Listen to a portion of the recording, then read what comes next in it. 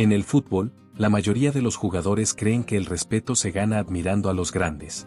Iván Zamorano pensaba diferente.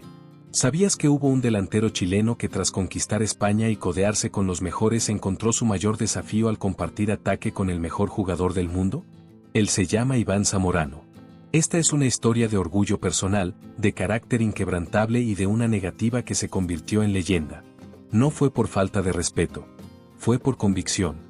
Porque para Zamorano, en el campo no existían ídolos. Solo rivales. Solo compañeros.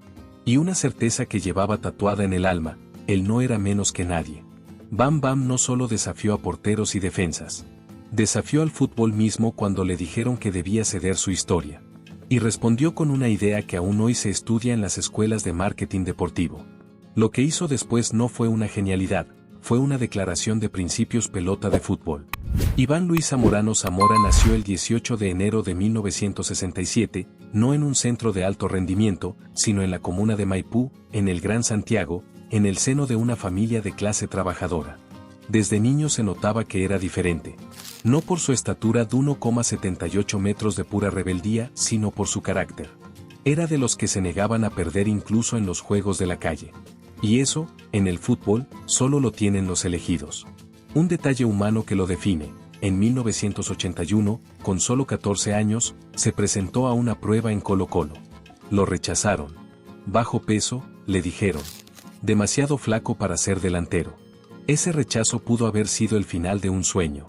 Para Zamorano fue el comienzo. Se fue a Cobresal, a la árida zona minera del norte, y allí, forjado entre el polvo y la altura, nació Bam Bam. Debutó con Cobresal en 1985 y, antes de cumplir los 20 años, ya había pasado por Cobreandino y cruzado el Atlántico para jugar en el St. Gallen suizo. Pero Zamorano no había ido a Europa para adaptarse. Fue a Europa para conquistarla. Un detalle que pocos saben: llegó a salir de Chile sin contrato profesional, con una mochila y la promesa de que algún día su nombre estaría en la cima. El salto definitivo llegó en 1990, cuando el Sevilla lo fichó como promesa. No era un delantero de élite, todavía. Era simplemente un obrero del gol, alguien que odiaba perder más de lo que amaba ganar. En 2 temporadas con los andaluces, Zamorano anotó 21 goles en 59 partidos, lo suficiente para que el Real Madrid pusiera sus ojos en él. Fichó por el Real Madrid la temporada 1992-93. Y en su primera campaña en el Santiago Bernabéu noqueó al mundo del fútbol. En la temporada 1992-93, marcó 26 goles en 34 partidos de liga. El mejor debut goleador de un futbolista del Real Madrid en los últimos 40 años. 40 años. Nadie lo había logrado. En total, entre 1992 y 1996, Zamorano vistió la camiseta blanca del Real Madrid en 173 partidos y anotó 101 goles. Lo más importante no fueron los números. Fue cómo los consiguió. Bam Bam no era un portento físico, no medía 1,90. Pero sus piernas potentes le permitían mantenerse en el aire más tiempo que sus defensas. Cada centro se convertía en una sentencia. Sus cabezazos eran de otro planeta. Su mejor noche llegó el 7 de enero de 1995 en el derbi contra el Barcelona, triplete, 5-0, y un título de liga en el bolsillo. Esa temporada fue campeón de liga con el Real Madrid. Y además fue Pichichi, máximo goleador del campeonato, con 28 goles. En su paso por el Real Madrid, Zamorano conquistó una Liga Española, 1994-95, una Copa del Rey, 1992-93, y una Supercopa de España 1993. En el campo no se arrodillaba. No pedía disculpas. No intercambiaba camisetas con nadie a quien considerara su rival. Esa mentalidad de guerrero la mantuvo toda su carrera. Pero sería en Italia donde esa filosofía se pondría a prueba por el rival más poderoso de su vida. En 1996, con 29 años y el cartel de crack consolidado, el Inter de Milán pagó por sus servicios.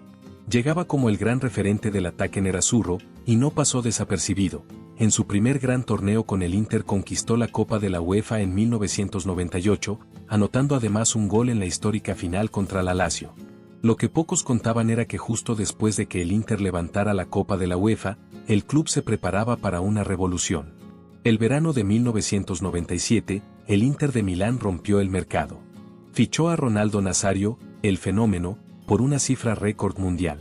Zamorano llevaba el número 9. Era su identidad. Era su sello. Pero Ronaldo quería el 9. El club llamó a Zamorano. Le pidió, casi le exigió que le cediera el dorsal al nuevo ídolo mundial. Sin el 9, Zamorano había rebajado su personalidad, había rebajado su historia. Cualquier otro delantero se habría resignado. Habría cambiado de número y punto. Bam Bam dijo que sí, pero con condiciones. Porque para Iván Zamorano, perder el número 9 no significaba perder su esencia. Así que no eligió cualquier dorsal. Le exigió al club un número cuya suma diera 9, el 18. Pero no un 18 cualquiera. Exigió que entre el 1 y el 8 hubiera un signo de suma. Un I. Así, 1 más 8 sería 9. Inicialmente no sabían si se podía pedir. Luego me llamó el director deportivo y me dijo que el presidente habló con la federación y no había problemas, contó Zamorano en entrevista. La liga italiana y el propio club se opusieron al principio. Pero Zamorano no cedió. El diseño fue único en su tipo y nunca antes visto en una liga top de Europa. Cuando el Inter saltó al campo con Zamorano luciendo ese extraño 1 más 8 en la espalda, los fotógrafos enloquecieron. El mundo del fútbol nunca había visto algo igual. La anécdota es maravillosa. Al principio, el utilero pensó poner el signo y con pegamento. Con pegamento. Después llegó la camiseta oficial del sponsor con el logo ya estampado de fábrica. Pero Zamorano no solo ganó una batalla estética. Ganó una batalla comercial. Porque el dorsal 1 más 8 se convirtió en el fenómeno. Según el propio Zamorano, fue la camiseta más vendida en la historia del fútbol italiano, por encima de las de Totti, Del Piero y Maldini. Otra rebeldía, la famosa negativa a intercambiar la camiseta con Ronaldo. No era un gesto de odio, era un gesto de principios. Zamorano no se sentía inferior. No quería el recuerdo de haberle pedido la camiseta a un rival en el campo. Paradójicamente, esa decisión selló una amistad increíble en el vestuario. Ronaldo admiraba su carácter. Zamorano respetaba su magia. Pero en el campo, Bam Bam nunca le pidió una camiseta. Pero aquí es donde empieza lo más difícil. La dupla entre el fenómeno y Bam Bam funcionó a la perfección en el Inter. Ronaldo era velocidad pura, desborde, arrancadas imposibles. Zamorano era el guerrero del área, el que remataba de cabeza frontal, el que peleaba cada balón dividido. Ronaldo estaba completo. Lo único que le faltaba era precisamente lo que mejor hacía, goles de cabeza. No marcó muchos con la cabeza. Pero en lo demás, un mago, recordaría Zamorano con admiración. Sin embargo, la alegría duró poco. Las lesiones empezaron a golpear la carrera de Zamorano. El físico, que había sido su mejor herramienta, comenzó a resentirse. Aunque no fue una caída tan dramática como las de otros ídolos, sí fue una caída. Sus minutos menguaron. El Inter empezó a buscar nuevos aires. Y Zamorano, que durante años fue el rey del área, empezó a sentir que su tiempo en la élite se agotaba. Para un jugador que había rechazado hasta la idea de sentirse inferior a Ronaldo, aceptar que su cuerpo ya no respondía fue una de las batallas más duras de su vida. A partir de ahí fue distinto. Zamorano no se hundió. Simplemente, se fue. Terminó su contrato con el Inter en 2001. Se despidió de Italia en silencio, sin grandes homenajes, pero con la certeza del deber cumplido. En 2001, sorprendió a propios y extraños al fichar por el América de México. El mismo torneo en que llegó al club, salió campeón de Liga MX y fue pieza fundamental del equipo azul crema.